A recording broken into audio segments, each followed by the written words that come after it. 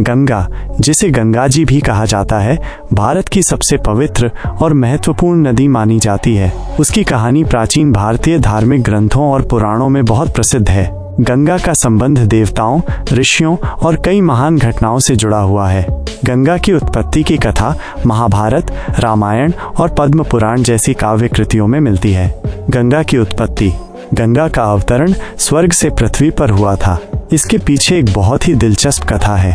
राजा भागीरथ ने अपने पूर्वजों की आत्माओं को मुक्ति दिलाने के लिए गंगा को पृथ्वी पर लाने का संकल्प लिया था। वे गंगा को स्वर्ग से पृथ्वी पर लाने के लिए कठिन तपस्या करने लगे। भगवान शिव ने उनकी तपस्या से प्रसन्न होकर गंगा को स्वर्ग से पृथ्वी पर लाने का आशीर्वाद दिया।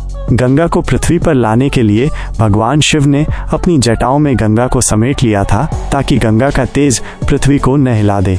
गंगा के पृथ्वी पर आते ही उसकी लहरों से सारा क्षेत्र अभिव्यक्त हुआ और यह नदी भारत के हर कोने में पवित्रता का प्रतीक बन गई। गंगा का महत्व।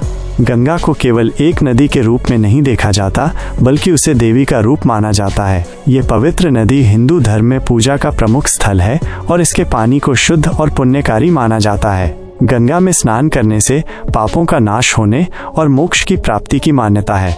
गंगा के किनारे स्थित काशी, इलाहाबाद, हरिद्वार जैसे स्थानों को तीर्थ स्थल माना जाता है। हरिद्वार में गंगा के तट पर हर साल लाखों श्रद्धालु स्नान करने आते हैं और काशी में गंगा के किनारे स्थित मणिकर्णिका घाट पर शवों का अंतिम संस्कार होता है, क्योंकि यहाँ इसे मोक्ष की प्राप्ति का स्थल माना जाता है।